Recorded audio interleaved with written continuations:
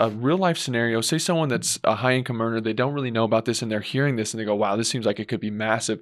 How exactly can you use those tax savings as a real life play by play into taking that and then you just put it as a down payment into your Yeah. next property, or how do you use that acceleration? How does that Yeah. work? So one, it only works if you're actually paying taxes. Okay. So if you have a zero tax bill or you're already writing a bunch of stuff off and you don't, you're going to have this write off. A cost segregation, what it is it's an engineered study. And we've talked about this a little bit before, where you're going to hire a cost seg company. They're an engineer that's going to go in and they're going to say, hey, there's this much drywall in there. There's this many 2x4s. There's this much flooring. There's this much carpeting. There's how many light fixtures, all this stuff. They're going to give a useful life and a value to all that stuff. Okay. And then based on that, all of that stuff can be depreciated when you buy real estate. You can't depreciate land. So you got to remove the land. And then everything else, though, can be depreciated as far as the building materials. There and the IRS has a useful life of 27 and a half years, 15 years, 7 years, 5 years, depending on what it is, right? And so they're going to go to this big study and they're going to say, okay, based on all of this information on my property that I bought for $800,000, they remove the land, they do the engineered study, and then they hand me this study that says, here's the write-off that you can use. And so I don't get it. It's not a return or anything, or it's not any sort of a tax return of any sort. It's just, here's a write-off you put on your taxes. So if you're a high income earner, you're reducing your taxable income by that amount. As long as, let me put an asterisk on this. Okay.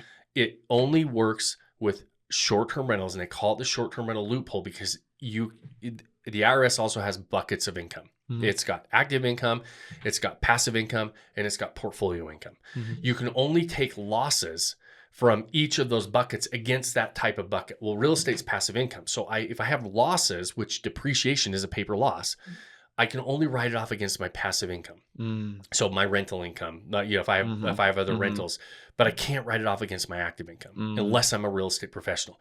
Well, if you have a full-time job, you're not going to qualify as a real estate professional. So since you can't qualify as a real estate professional, there's also this other rule that says if a property has an average lease length of less than 7 days, then you can, what they call, materially participate in that business. And so I have to participate in the business. And this is where the CPAs get confused and say you have to manage it.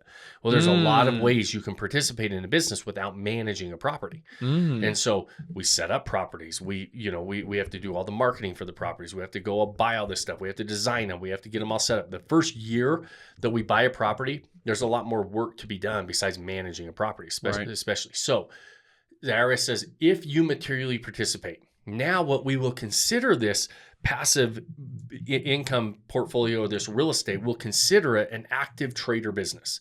Because it's an active trader business, it now becomes active income. Because it's active income, I can take losses against my active income. Oh, wow. Okay. So I have to qualify for all this. There's ways to do that. Even if you have a full-time job, even if you're not managing your property, we show people how to do this all the time. Oops. Almost tipped over our whiskey. And so now all of that. So now I get this big write-off. I write off my taxable income on my active side. By doing that, I reduce the money I have to pay the IRS. So again, it's not going to save you any money. You're not going to get a $95,000 check back if you're not paying $95,000. In my case, I was paying way more than the $95,000. So I actually got to reduce what I was paying the IRS that year. My tax bill went down by $95,000. So instead of, I'm either going to pay it to the IRS or I'm going to reduce it, keep it in my own pocket, and then use it to go build my portfolio. So you're not getting a refund back. You're not getting, you're not getting a check back from the IRS like a refund check. Right. What you're doing is you're reducing your taxable income by the write-off amount on that cost segregation, and whatever that reduced your income by, or the money you're paying the IRS by, you can keep that in your pocket. And what we always tell people, just be disciplined. Act as if you were paying the IRS. And so you can use it now to supplement and scale your portfolio. Right. Or you do it one time and you basically got the IRS to supplement your vacation home. Yeah, there you go. Now you have a lifestyle asset you and your family and friends can go use.